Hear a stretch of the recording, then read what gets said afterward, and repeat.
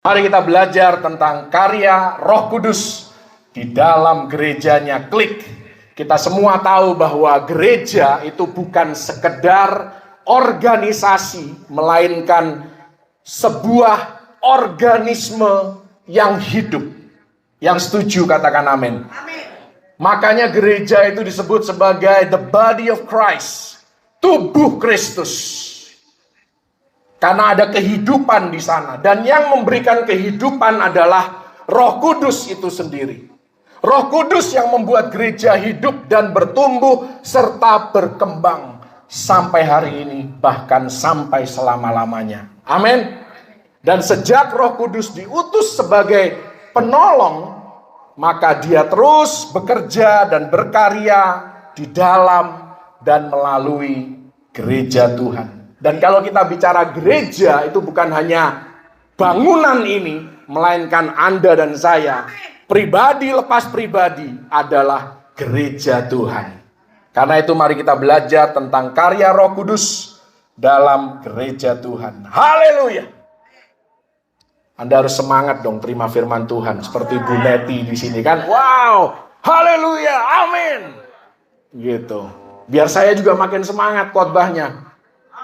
Atau Anda nggak mau saya terlalu semangat, nanti makin lama khotbahnya. Anda sudah kenal saya lama kan, tidak lebih dari 45 menit saya khotbah, saudara. Karena saya juga perlu istirahat, saya juga capek, saudara, setelah 45 menit. Haleluya! Yang pertama, Klik, karya Roh Kudus di dalam gereja adalah Roh Kudus melahirkan gereja pada hari Pentakosta. Pada hari pencurahan Roh Kudus 2000 tahun yang lalu, dalam Kisah Rasul 2 ayat yang pertama sampai ayat yang keempat, Roh Kuduslah yang melahirkan gereja Tuhan. Gereja tidak lahir karena orang-orang kumpul-kumpul, kongko-kongko, ayo kita mulai bergereja. Mohon maaf, gereja lahir dari yang namanya api dan kuasa.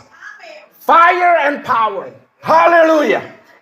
Roh Kudus tercurah, memenuhi para murid, memberikan kuasa kepada mereka untuk berbahasa roh, dan dengan penuh keberanian mengabarkan 3.000 jiwa ditambahkan di dalam gereja mula-mula.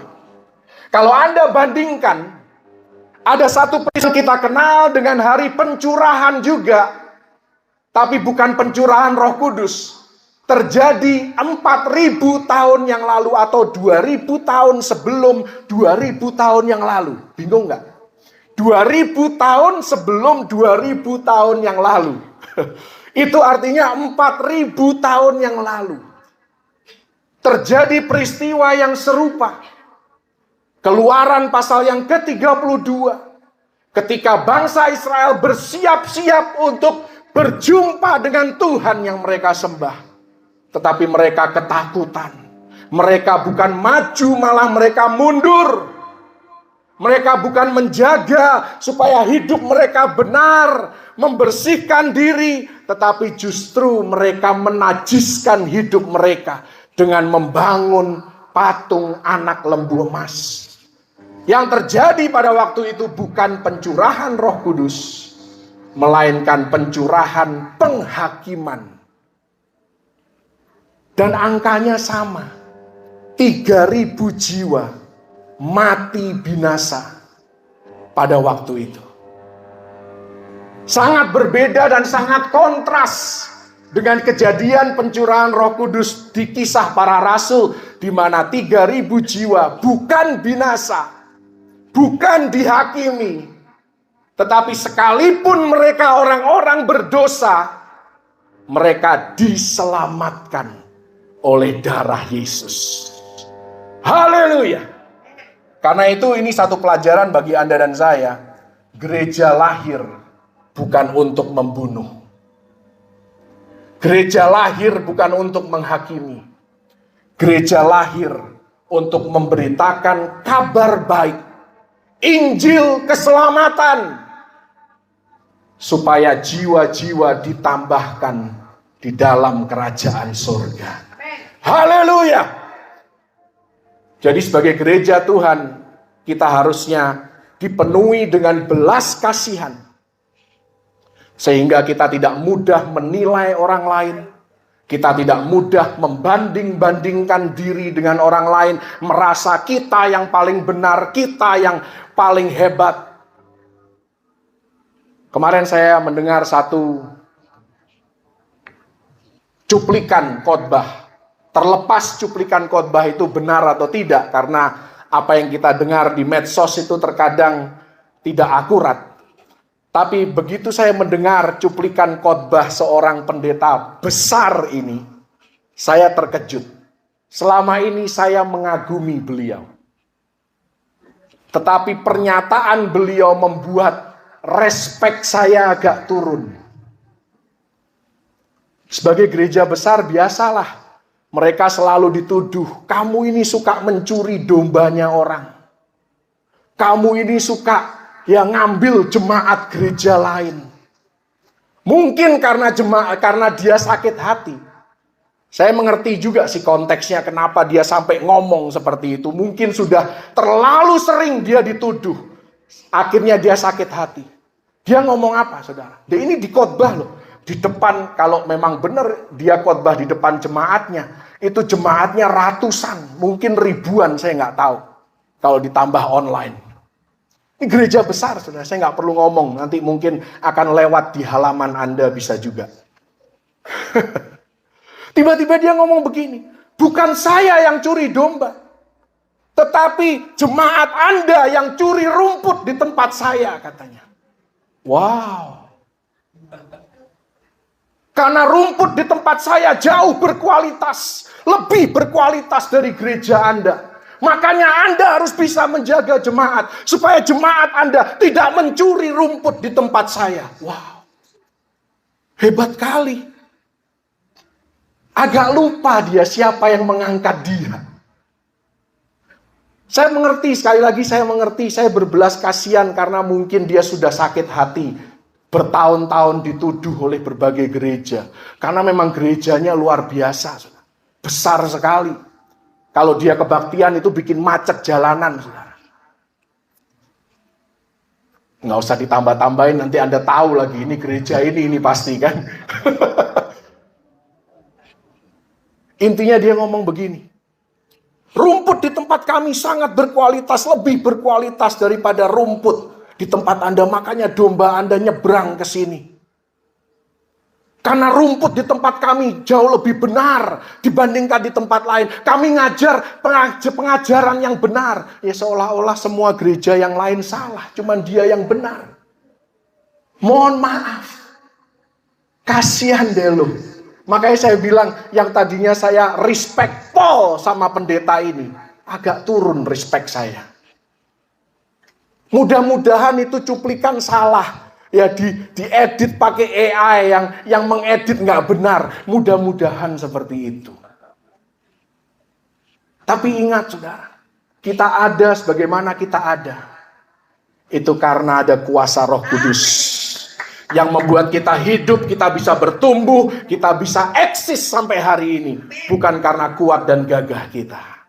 Mari kita berhenti membanding-bandingkan rumput kita, rumput tetangga. Kenapa sih rumput tetangga biasanya lebih hijau daripada rumput di rumah kita? Karena kita jarang merawat rumput di rumah kita. Rumput di tetangga mungkin dirawat, dipelihara dengan baik. Karena itu hargai produk dalam negeri. Haleluya. Gereja ada, gereja hidup, gereja bergerak, gereja bertumbuh. Semua karena Roh Kudus. Kita bisa melakukan hal yang benar sehingga jemaat bertumbuh, gereja berkembang. Itu juga bukan karena hebatnya manusia, melainkan karena hebatnya Tuhan yang kita sembah. Haleluya. Karena itu tidak perlu membangga-banggakan diri siapa yang paling benar, siapa yang salah, siapa yang lebih berkualitas, siapa yang kurang berkualitas. Pada akhirnya setiap kita akan berhadapan dengan Sang Pencipta kita, dan berhadapannya bukan komunal, Bukan rame-rame kita berhadapan, tetapi satu persatu kita akan berhadapan dengan Yesus dan mempertanggungjawabkan perbuatan kita. Tidak peduli dari gereja mana Anda. Oh, karena kamu gereja besar, karena kamu gereja kecil. Oh, Tuhan tidak melihat latar belakang gereja Anda. Pertanyaannya adalah, apakah kita dikenal oleh Yesus? Waktu kita menghadap Bapa di surga, Yesus kenal nggak sama kita? Kalau Yesus tidak kenal dengan kita, you are in trouble. Anda ada dalam masalah yang besar. Anda bisa bilang, aku kenal Yesus. Yesus bilang apa? Enyahlah engkau, pembuat kejahatan, aku tidak pernah mengenal engkau. Jangan ngaku-ngaku kamu kenal aku. Haleluya. Kok jadi begini khotbahnya ya? Itu tidak direncanakan, saudara. Itulah kuasa Roh Kudus yang bisa membelokkan apa yang sudah direncanakan. Haleluya. Intinya kembali lagi, gereja lahir bukan untuk saling menghakimi, melainkan gereja lahir untuk kita bisa memberitakan Yesus sebagai Tuhan dan Juru Selamat, satu-satunya jalan menuju ke rumah Bapa. Haleluya. Kalau Roh Kudus sanggup melahirkan gereja, maka Dia pun sanggup melahirkan ide-ide yang cemerlang dalam hidup kita. Amin. Dia sanggup memberikan visi, memberikan pewahyuan di mana kita perlu. Itu yang pertama, Roh Kudus melahirkan gereja pada hari Pentakosta. Karya Roh Kudus yang kedua, klik. Dia, Roh Kudus, mendiami gereja sebagai bait Allah. Ini semua ada ayatnya, nanti Anda baca ayat-ayat ini, Anda bisa foto, Anda bisa catat. Nanti semua ayat ini, tentunya kalau Anda akrab dengan firman Tuhan, bukan ayat-ayat yang asing. Poin yang kedua, Roh Kudus mendiami gereja sebagai bait Allah. 2 Korintus 6 ayat 16 dikatakan, kita adalah bait dari Allah yang hidup menurut firman Allah ini. Aku akan diam bersama-sama dengan mereka dan hidup di tengah-tengah mereka. Aku akan menjadi Allah mereka dan mereka menjadi umatku. Efesus 2 ayat 21 dan 22 dikatakan, di dalam Dia, di dalam Yesus, tumbuh seluruh bangunan, rapi tersusun, menjadi bait Allah yang kudus di dalam Tuhan. Di dalam Kristus kamu juga turut dibangunkan menjadi tempat kediaman Allah di dalam Roh. Di perjanjian baru kita semua sudah tahu bahwa Roh Kudus bukan sekedar datang dan pergi sesuka hatinya. Roh Kudus datang bukan sekedar mengunjungi gerejanya, melainkan Dia datang 2000 tahun yang lalu untuk tinggal di dalam gerejanya. Termasuk di dalam pribadi kita, di dalam diri kita, Dia mau tinggal. Dia bukan roh yang keluar, masuk. Kita jatuh dalam dosa, Dia keluar, tinggalin kita. Nanti kita bertobat, Dia masuk lagi. Mohon maaf, itu mentalitas perjanjian lama. Anda hidup di perjanjian yang jauh lebih tinggi dibandingkan perjanjian lama. Perjanjian yang jauh lebih baik, karena Roh Kudus sekarang tinggal di dalam kita. Haleluya! Dialah yang mempertobatkan kita, membawa kita ke jalur yang benar ketika kita menyimpang. Kita tidak mungkin akan bisa kembali ke dalam pemulihan kalau Roh Kudus tidak tinggal di dalam kita. Dialah roh kebenaran yang membawa kita, menuntun kita pada jalur yang dikehendaki oleh Tuhan. Karena itu saya mau katakan dengan penuh percaya kepada firman Tuhan, sebagai umat Kristen perjanjian baru, Anda dan saya tidak perlu lagi berdoa seperti Daud di dalam Mazmur 51. Tahu doa yang mana? Doanya Daud dalam Mazmur 51 berkata, janganlah membuang aku dari hadirat-Mu Tuhan. Jangan ambil roh-Mu yang kudus dariku. Itu doa sudah gak berlaku lagi bagi umat Kristen perjanjian baru. Karena Tuhan tidak akan pernah membuang Anda. Dia tidak akan pernah mengambil rohnya daripada kita. Oh, bagaimana kalau orang itu dalam tanda kutip kehilangan keselamatan? Kalau seseorang kehilangan keselamatan, dulu kelihatannya dia Kristen, pelayanan, hamba Tuhan bahkan. Sekarang dia murtad. Mohon maaf, berarti dari awal dia tidak pernah Kristen. Dia cuma ngaku-ngaku Kristen. Makanya dia bisa murtad. Kalau Anda Kristen sejati, Anda benar-benar menerima Yesus sebagai Tuhan dan Juru Selamat, dan tidak pernah berpaling kepada dunia, Anda tidak akan pernah kehilangan keselamatan. Karena keselamatan yang Yesus bayar lunas adalah keselamatan yang kekal. Jaminan yang kekal. Bahkan dia meteraikan kita dengan Roh Kudus. Artinya Yesus itu sudah bayar DP atas hidup kita. Suatu hari dia datang kembali untuk mengambil, untuk mengklaim hidup kita. Yang dia sudah bayar lunas. Dia meteraikan Roh Kudus atas hidup kita. Haleluya. Kenapa saya percaya bahwa Tuhan tidak akan pernah membuang kita? Dia tidak akan mengambil rohnya daripada kita. Karena Yohanes 10 ayat 28, Yesus sendiri berkata, seorang pun tidak akan merebut mereka dari tanganku. Ini yang ngomong Yesus. Kalau Yesus yang ngomong, masa Anda nggak percaya? Kalau saya yang ngomong, mungkin Anda boleh tidak percaya. Tapi kalau Yesus yang ngomong, Anda tidak percaya, ya mungkin Anda bukan orang percaya. Karena orang percaya pasti memahami, oh itu suara gembalaku. Karena Anda domba. Ya kan? Domba mengenal suara gembalanya. Bukankah itu yang konteks daripada Yohanes 10? Kalau Anda tidak mengenal bahwa itu suara Yesus, ya berarti Anda bukan domba. Haleluya. Kita tahu bahwa jemaat di Korintus, hidup mereka seperti apa sih? Anda tahu kan? Kedagingan, iri hati, dengki, cabul, zina, rakus, egois. Loh, kurang apa lagi dosanya? Lengkap ada di Korintus.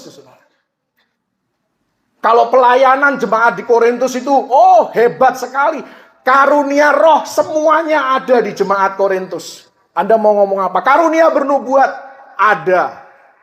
Karunia mengajar ada di Korintus. Semua ada. Tapi ya itu, gaya hidupnya masih dipenuhi dengan kedagingan. Waktu Rasul Paulus menulis 1 Korintus, apa dia bilang tentang jemaat di Korintus? Nulis tentang jemaat di Korintus, saya akan bilang begini, udahlah kamu orang masuk neraka aja. Pelayanan jalan terus, tapi kamu juga. Tapi Rasul Paulus berbeda, karena dia mengerti perjanjian baru. Dia bilang dalam 1 Korintus 3 ayat 16, tidak tahukah kamu bahwa kamu adalah bait Allah dan bahwa roh Allah diam di dalam kamu. Loh, hidupnya masih kedagingan loh. Tapi dibilang roh Allah tinggal di dalam kamu. Itulah perjanjian baru yang terkadang kontroversial. Saking kontroversialnya, tidak banyak pendeta yang berani ngomong apa yang saya ngomong.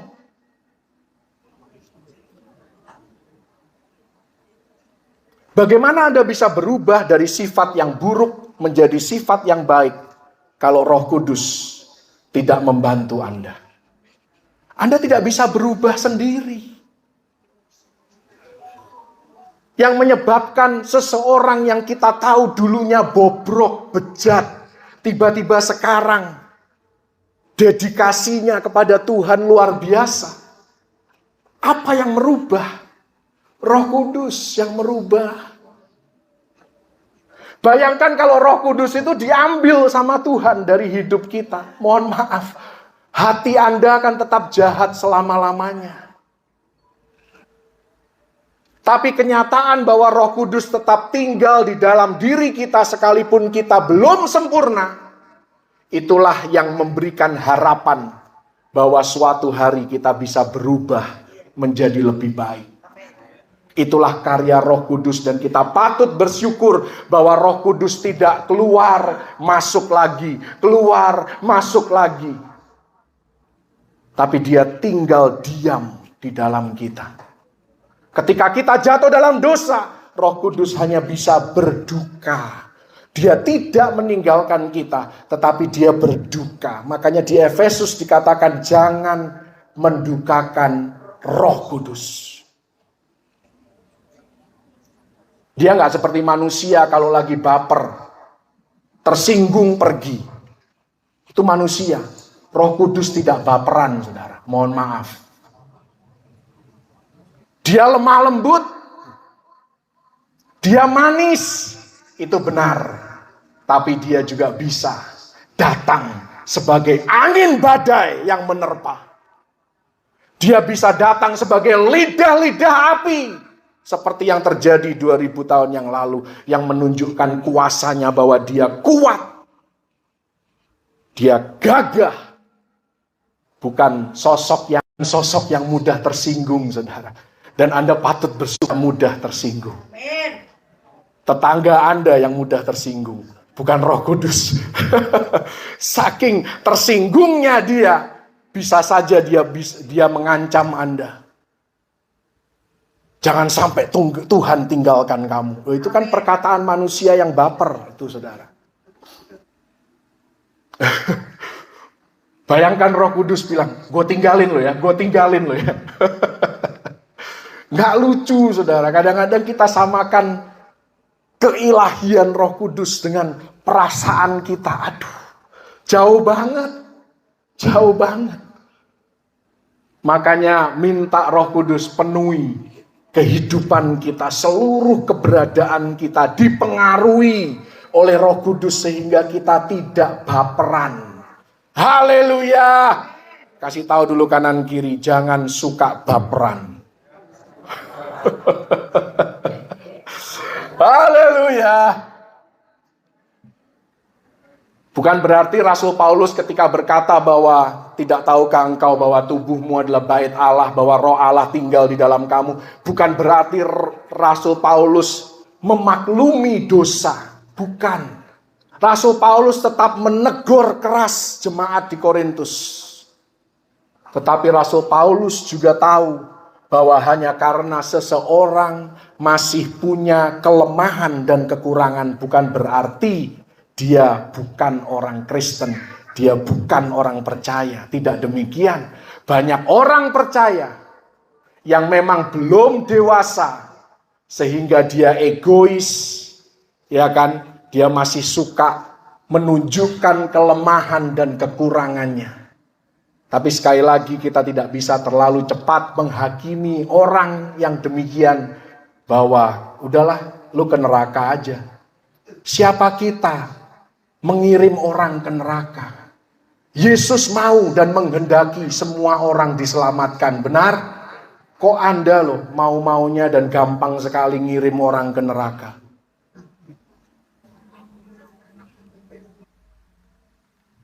Haleluya. Anda diem, merenung firman Tuhan. Bisa juga tersinggung sama firman Tuhan. Nggak apa-apa saudara.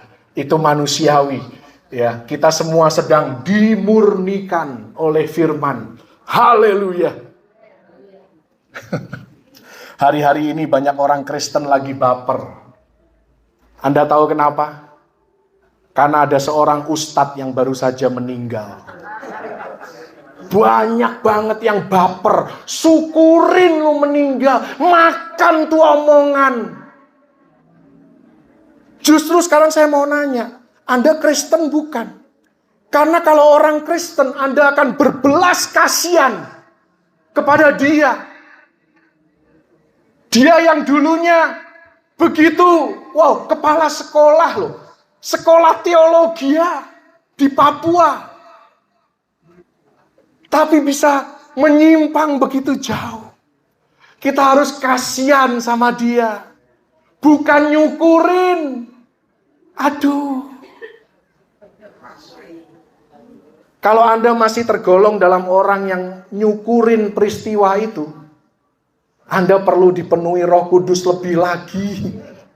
Mohon maaf. Belum nyampe levelnya. Kalau saya sih kasihan dengar orang seperti itu. Menghina kekristenan, menghina Alkitab. Kalau saya sih kasihan. Bukan nyukurin, sudah. Haleluya. Yesus kalau melihat dia, menurut saya sih, yang saya kenal, Yesus nangis, saudara.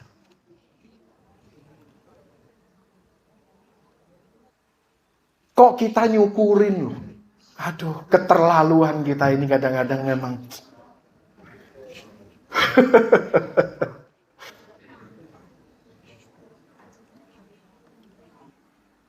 Haleluya. Jadi bagi saya sangat mengherankan ketika seorang Kristen terlalu cepat memvonis penghakiman Tuhan atas apa yang terjadi dalam hidup orang lain. Kita kan paling cepat tuh menghakimi orang lain. Lu lagi dihakimi Tuhan. Coba ini dibalik ya. Anda yang lagi bermasalah nih. Terus orang datang kepada Anda. Kamu ini lagi dihukum sama Tuhan. Dosa apa kamu ini? Anda marah nggak kira-kira?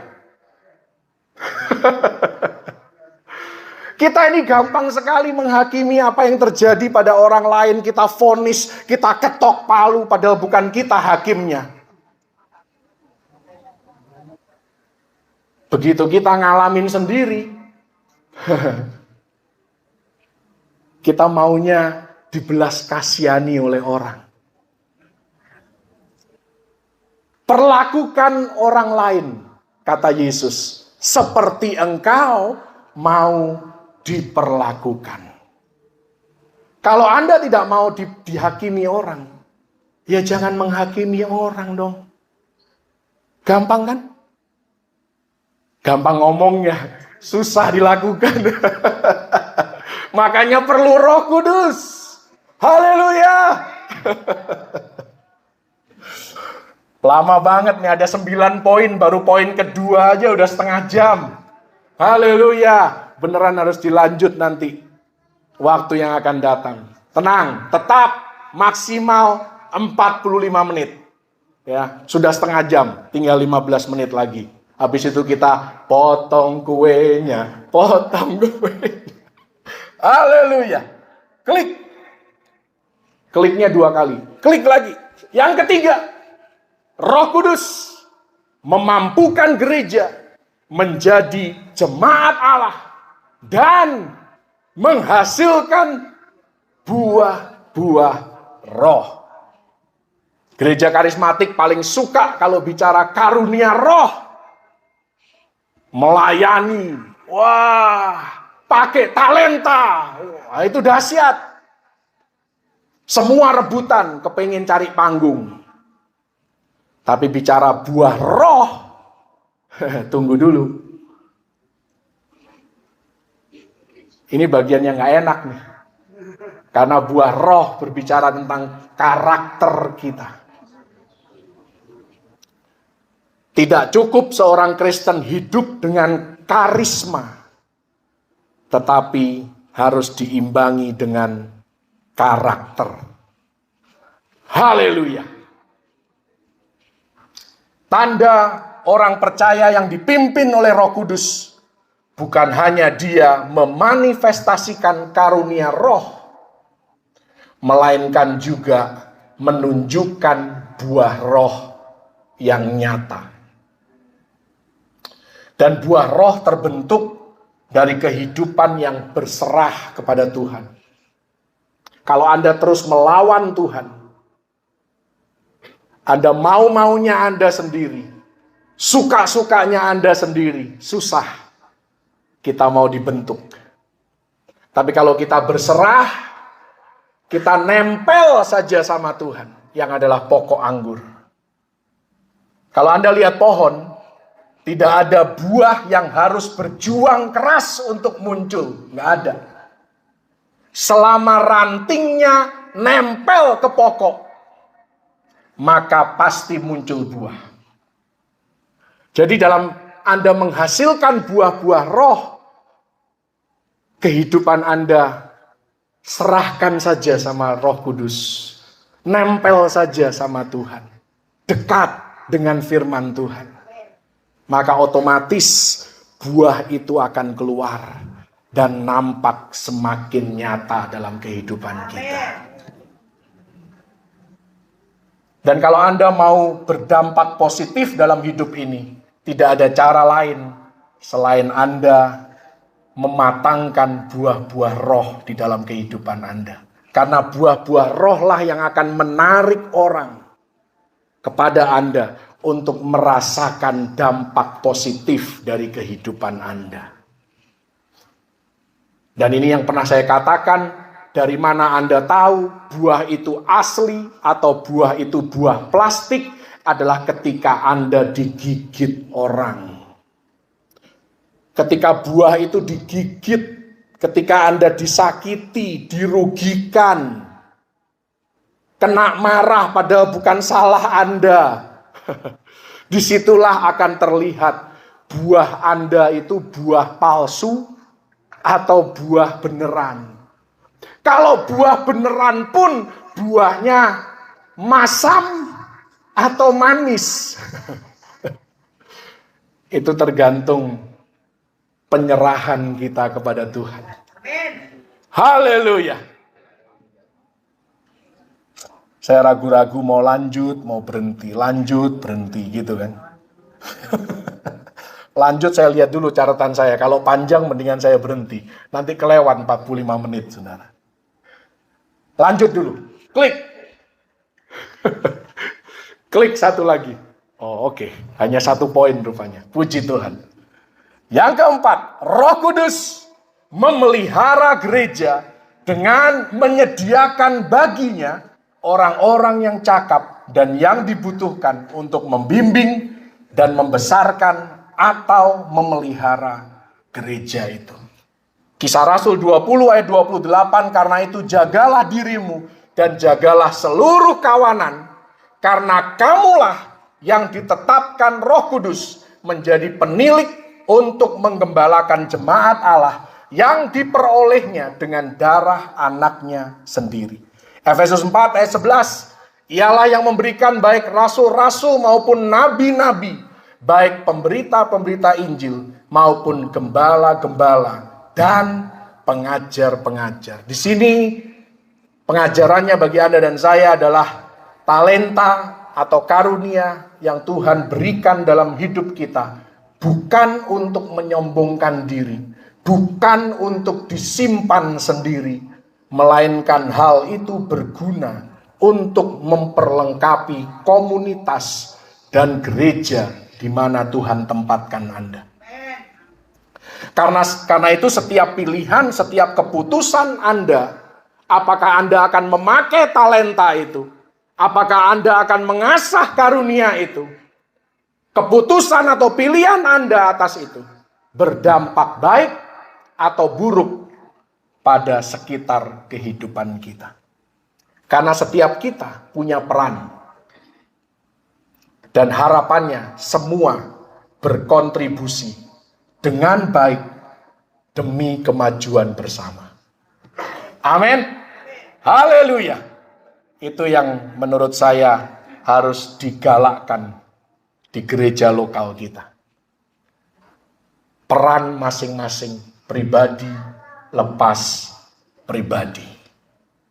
Betapa tragisnya ketika talenta dan karunia kita tidak terasah, justru terbuang sia-sia. Ini satu contoh yang agak pahit dalam kehidupan saya secara pribadi. Ini berkaitan juga dengan anak saya dan mudah-mudahan kesaksian ini membuat dia bangkit. Anak saya ini suka tenis. Dulu suka tenis.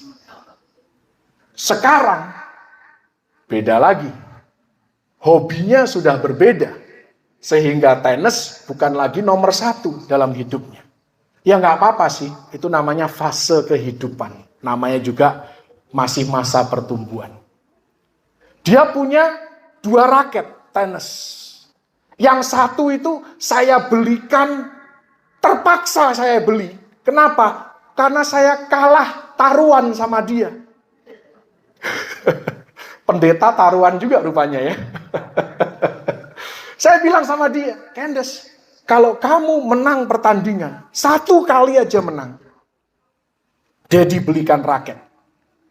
Pertandingan dia menang, saudara. Langsung dia ketawa-ketawa sama saya. Daddy, janji Daddy mau beli raket. Keluar duit 4 juta raket, saudara. Bukan murah itu. Tapi ya sudahlah, demi menepati janji, saya belikan raket. Singkat cerita, lama-kelamaan kok makin males anak ini main tenis ya. Dari 2 raket, saya ambil 1. Saya kasih ke anak saya yang 1 lagi yang rajin sekali nemenin dedinya main tenis. Karena dia juga minta raket. Daripada saya keluar duit 2 kali. Saya ambil salah 1 talenta dari anak saya yang lain. Saya kasih kepada yang lebih bertanggung jawab. Nih, kamu sekarang punya 2 raket. Itulah prinsip kerja kerajaan surga. Kalau engkau mempunyai banyak, engkau akan diberi. Kalau engkau punya sedikit dan tidak bertanggung jawab, apa yang ada padamu yang sedikit tadi akan diambil daripadamu.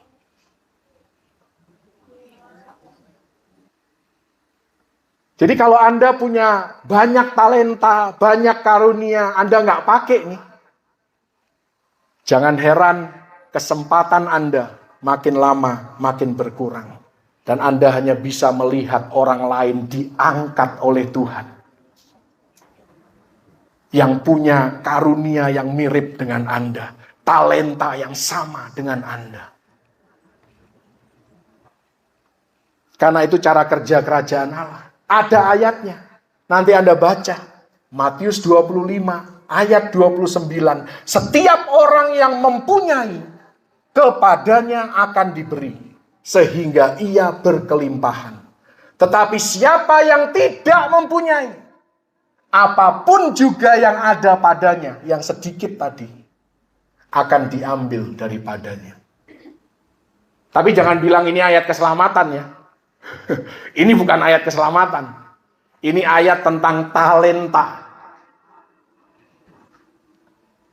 Dan ini diperkatakan tentang 5 talenta, 2 talenta, 1 talenta. Makanya yang 1 talenta ini diambil Tuhan, bukan diserahkan kepada yang 2. Padahal sebenarnya kan kalau secara keadilan manusia, kasih ke yang 2 dong, supaya lebih berimbang dengan yang 5. Enggak, cara kerja Tuhan berbeda. Yang 1 ditambahkan ke yang 5, padahal yang 5 sudah dapat 10. Wow. Jadi yang punya 10 ini makin berlimpah-limpah. Itulah cara kerja Tuhan.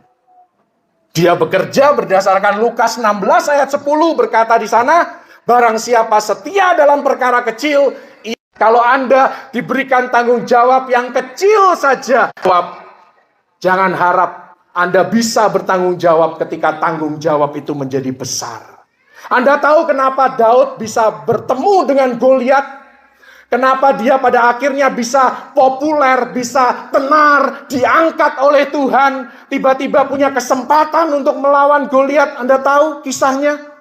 Dia disuruh oleh papanya membawa roti dan keju untuk saudara-saudaranya.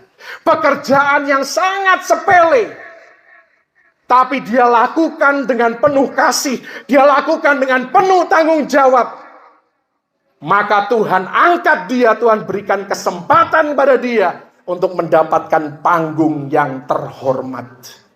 Kalau Anda tidak mau melakukan pekerjaan yang kecil, nanti aja deh kalau udah besar gerejanya, kalau sudah besar gajiku, mohon maaf, Anda juga tetap tidak akan bertanggung jawab. Sekalipun Anda sudah mendapatkan kemauan Anda. Karena firman Tuhan tidak mungkin salah.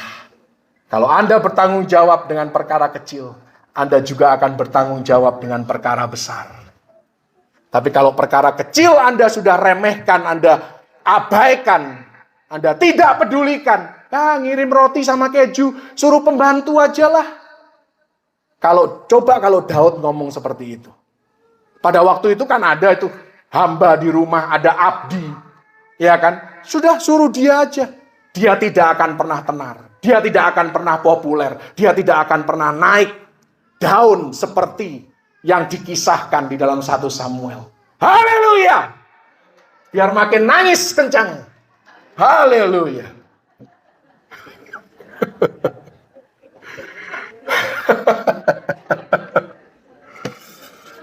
Karena itu jangan dulu minta yang besar.